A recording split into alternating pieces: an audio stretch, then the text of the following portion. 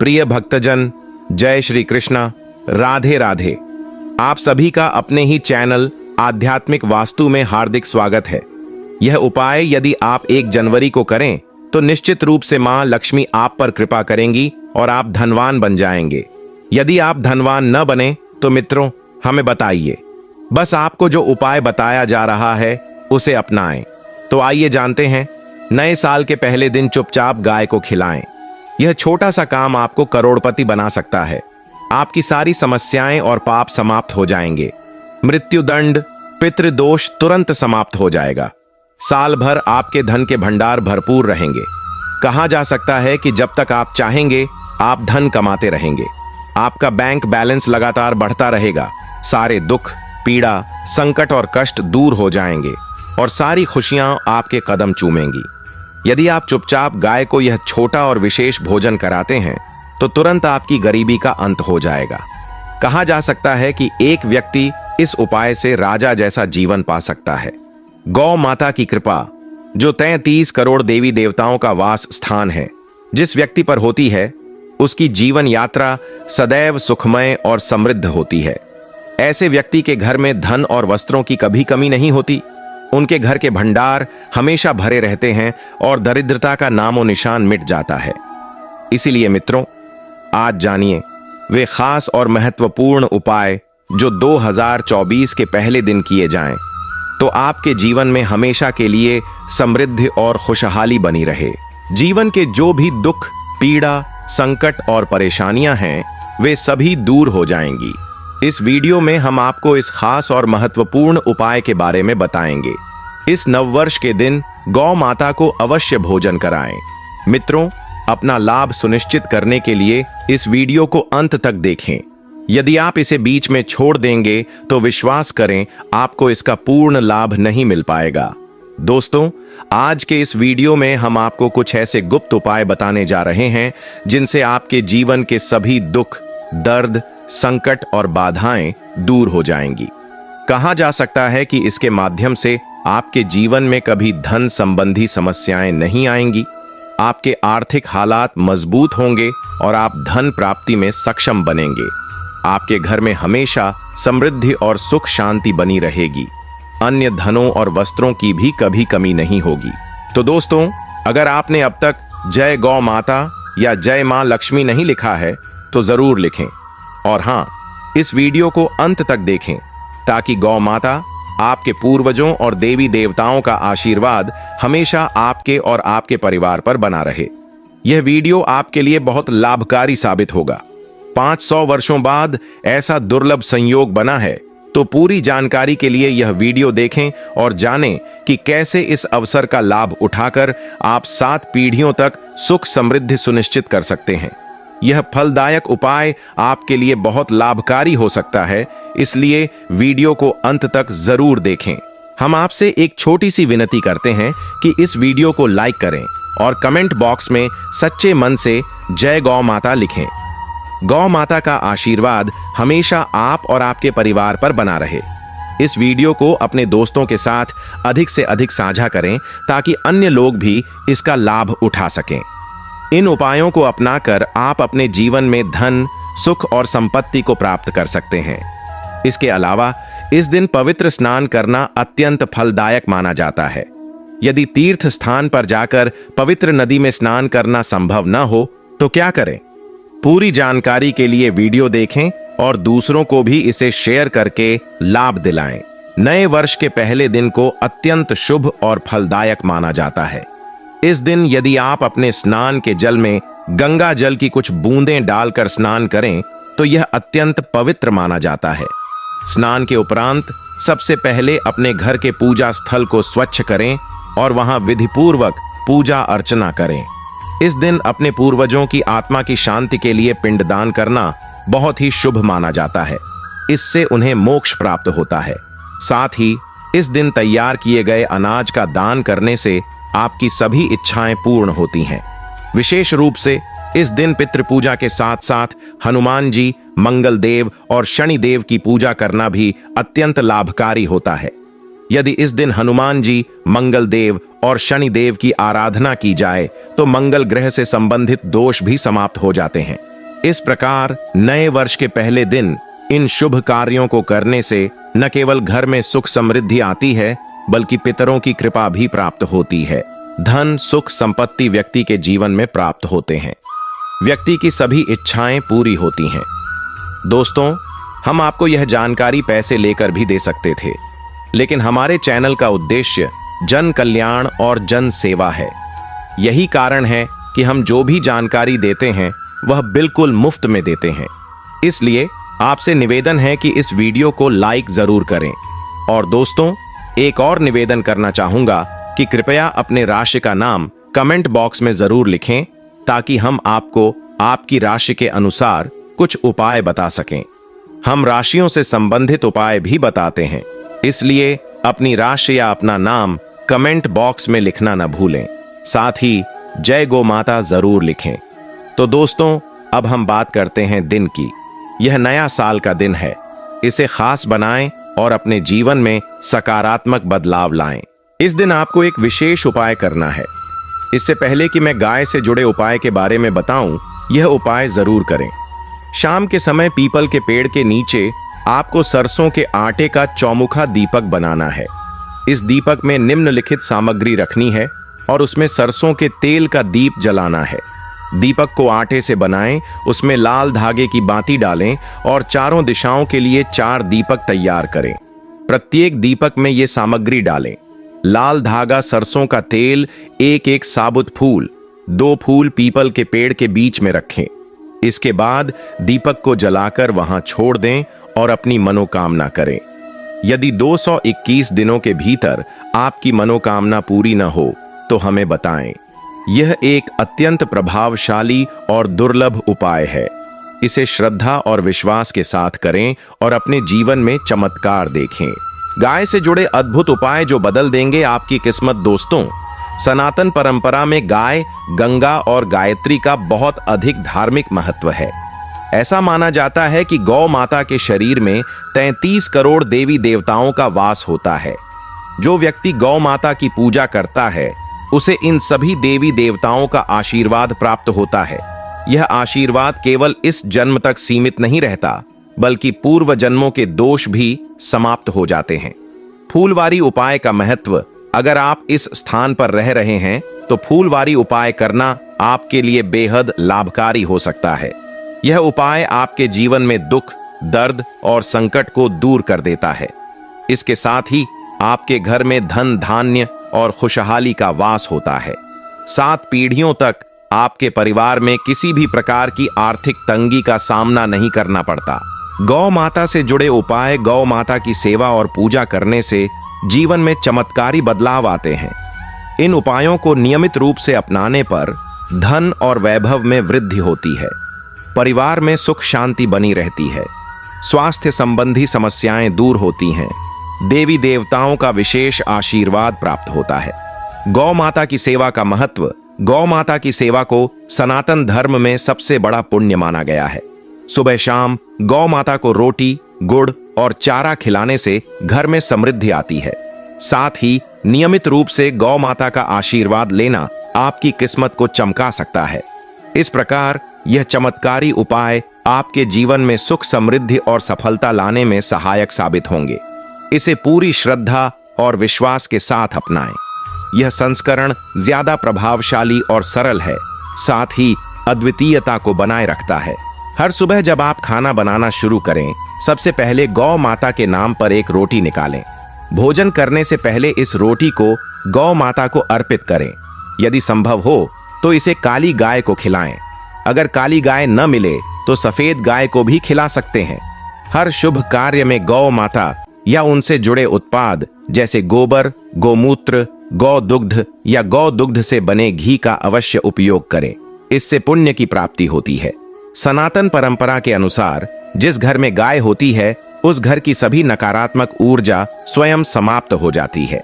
किसी भी पूजा या हवन में पंचगव्य का उपयोग अवश्य करें, क्योंकि पंचगव्य के बिना पूजा और हवन अधूरे माने जाते हैं।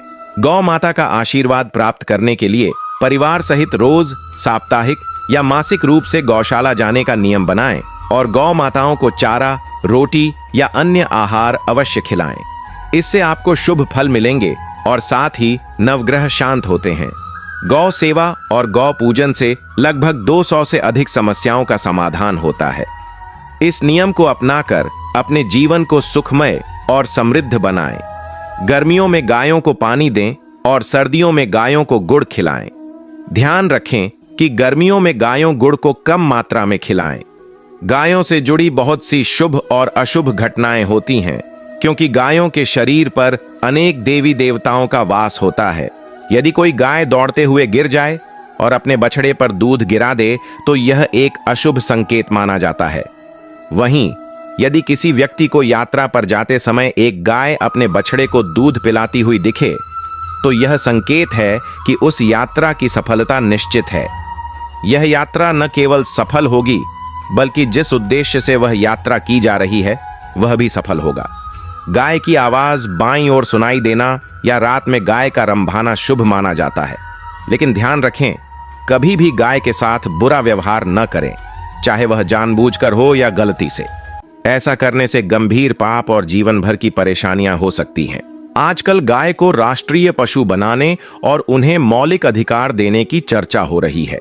तो सवाल यह उठता है कि गायें संस्कृति का महत्वपूर्ण हिस्सा होने के बावजूद लोग उनके साथ बुरा व्यवहार क्यों करते हैं?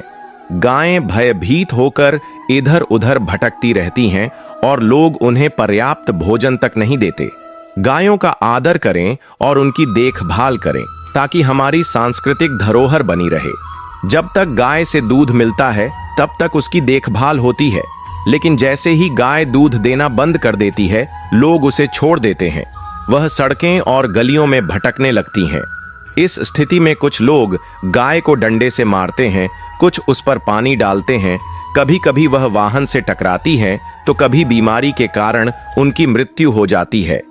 ऐसी स्थिति में यह जानना बहुत जरूरी है कि शास्त्रों में गाय के बारे में क्या कहा गया है।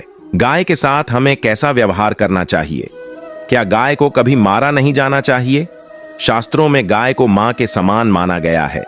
गाय को मारना या पीटना ऐसा है जैसे अपनी मां को मारना। यह घोर पाप माना जाता है और इसके कारण वर्षों तक नरक में यातनाएं भोगनी पड़ती हैं। अगले जन्म में ऐसा व्यक्ति पशु योनि में जन्म लेता है। एक कथा है कि महर्षि गौतम ने एक दिन गलती से एक गाय को छड़ी से मारा, जिससे गाय की मृत्यु हो गई। इसके बाद उन्हें इस पाप का प्रायश्चित करने के लिए वर्षों तक तपस्या करनी पड़ी। वहीं दूसरी ओर भगवान श्री कृष्ण ने वृद्धाश्रम का वध एक बैल के रूप में किया। इसके परिणाम स्वरूप भगवान श्री कृष्ण को सभी तीर्थ स्थानों को एक तालाब में बुलाना पड़ा और उस तालाब में स्नान करके उन्होंने अपने पापों से मुक्ति प्राप्त की। शास्त्रों में यह भी कहा गया है कि जो व्यक्ति गाय के पानी पीने के स्थान को बंद करता है वह एक महान पापी बनता है और उसे नरक की ओर जाना पड़ता है। वहीं जो लोग गाय के पानी पीने की जगह खोलते हैं और उसे सुरक्षित रखते हैं वे अत्यंत भाग्यशाली होते हैं।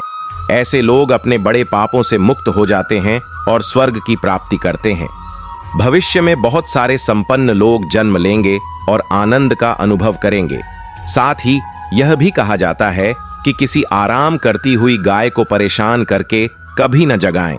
जहां गाय बैठती है वहां नकारात्मक ऊर्जा समाप्त हो जाती है। जो लोग गाय के बैठने के स्थान को नियमित रूप से स्वच्छ रखते हैं उन्हें उनके जन्मों में जानबूझकर या अनजाने में किए गए पापों से मुक्ति मिलती है और वे गोलोक में स्थान प्राप्त करते हैं। गाय को लाठी से मारकर या उस पर पानी डालकर जगाना एक पाप का भागी बनाता है और अगले जन्म में उसे दर दर भटकना पड़ता है। शास्त्रों में यह भी उल्लेख है कि गाय का दूध केवल उसके बछड़े के लिए होता है। किसी व्यक्ति को वही दूध लेना चाहिए जो बछड़ा छोड़ता है। लेकिन कुछ लोग गाय का दूध एक बार दुहने के बाद बछड़े के लिए छोड़ा हुआ दूध फिर से नहला देते हैं। यह कार्य बड़ा पाप माना जाता है। जो व्यक्ति गाय का दूध निकालता है और जो उसे ग्रहण करता है वे दोनों पाप के भागी होते हैं। शास्त्रों में यह भी कहा गया है कि किसी को गाय या बैल की पीठ पर नहीं बैठना चाहिए, क्योंकि यह एक बड़ा पाप है। ऐसे लोग दंडित होते हैं। गाय वह एकमात्र प्राणी है जो भगवान के अंग से उत्पन्न हुई है। महादेव और महादेवी स्वयं उस पर सवार होते हैं, क्योंकि नंदी ने अपनी इच्छा से महादेव के वाहन के रूप में इसे स्वीकार किया। शास्त्रों में गाय के दान को अत्यधिक महत्व दिया गया है, लेकिन कभी भी कमजोर और बीमार गाय का दान नहीं करना चाहिए। नचिकेता की कथा भी इसी संदर्भ में है, जिसमें नचिकेता ने अपने पिता से उस गाय के दान पर आपत्ति जताई थी जो बुद्धिमत्ता प्रदान करती थी। जो व्यक्ति दूध देने वाली गाय और उसके बछड़े का दान करता है, वह महान पुण्य प्राप्त करता है और स्वर्ग में स्थान प्राप्त करता है। दोस्तों, यदि सूर्य, चंद्र, मंगल या शुक्र का राहु के साथ संयोग हो तो पितृदोष उत्पन्न होता है। यह माना जाता है कि सूर्य पिता से संबंधित होता है और मंगल रक्त से। यदि सूर्य शनि, राहु या केतु के साथ स्थित हो या इन ग्रहों से दृष्टि प्राप्त कर रहा हो और मंगल राहु या केतु के साथ संयुक्त हो तो पितृदोष उत्पन्न होता है। इस दोष के कारण जीवन संघर्षों से घिर जाता है। यदि पितृदोष हो तो इसे समाप्त करने के लिए गाय को रोजाना या किसी एकादशी, पूर्णिमा, अमावस्या या किसी विशेष दिन रोटी, गुड़, चारा आदि खिलाना चाहिए। इसके अलावा जो गुरु ग्रह गाय की पीठ पर दिखाई देते हैं, उन्हें भी सम्मानित किया जाता है। इसलिए यदि जन्म कुंडली में गुरु ग्रह मकर राशि में स्थित हो या आप किसी अशुभ शिवलिंग के पास जा रहे हैं और रास्ते में गाय दिखाई दे, तो आपको उसे अपने दाहिने तरफ से गुजरने देना चाहिए। इस प्रकार आपकी यात्रा सफल होगी। साथ ही यह भी ध्यान रखें कि यदि आप यात्रा पर जा रहे हैं और रास्ते में गाय आ जाए तो उसे दाहिने तरफ से जाने देना शुभ संकेत है। यह माना जाता है कि सूर्य पिता से संबंधित होता है और मंगल रक्त से। यदि सूर्य शनि, राहु या केतु के साथ स्थित हो या इन ग्रहों से दृष्टि प्राप्त कर रहा हो और मंगल राहु या केतु के साथ संयुक्त हो तो पितृदोष उत्पन्न होता है। इस दोष के कारण जीवन संघर्षों से घिर जाता है।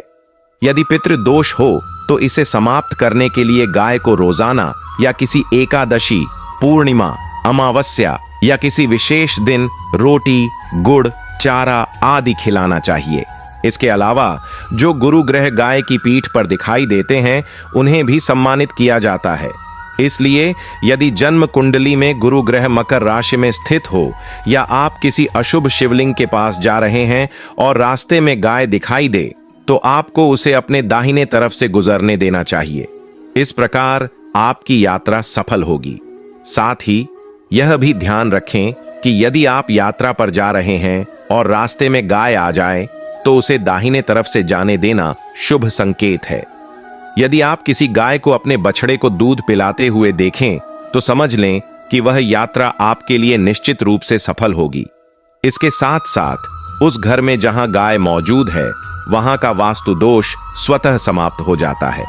साथ ही आपको यह भी बताना चाहता हूं कि गाय के लिए ताजी रोटियां बनानी चाहिए।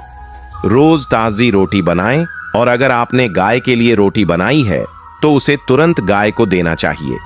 यदि आप रोटी को एक तरफ रखकर अगले दिन देते हैं तो वह रोटी बासी मानी जाएगी।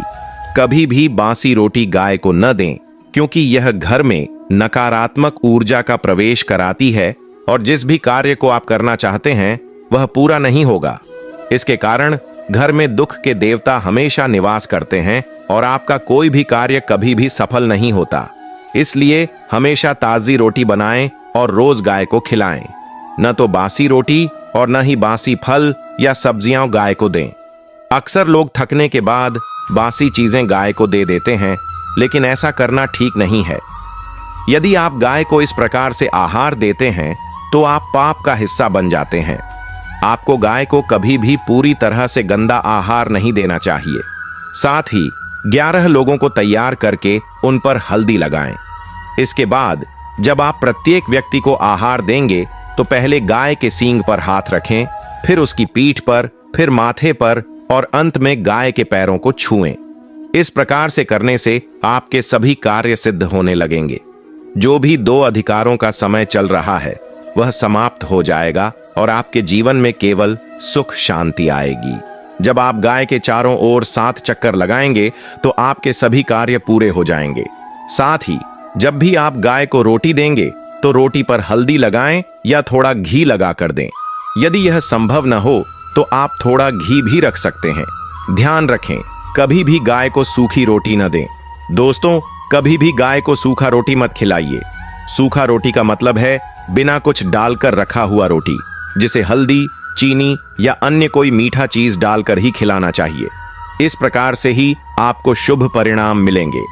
हाँ दोस्तों, ये कुछ महत्वपूर्ण उपाय थे गाय से संबंधित, जिनका ध्यान रखना आवश्यक है। अगर आपको वीडियो पसंद आया हो तो वीडियो को लाइक करें और अपने दोस्तों के साथ ज्यादा से ज्यादा शेयर करें। अगर आप हमारे चैनल पर नए हैं तो ऐसे दिलचस्प जानकारी पाने के लिए चैनल को सब्सक्राइब करना आपका विशेष कर्तव्य है।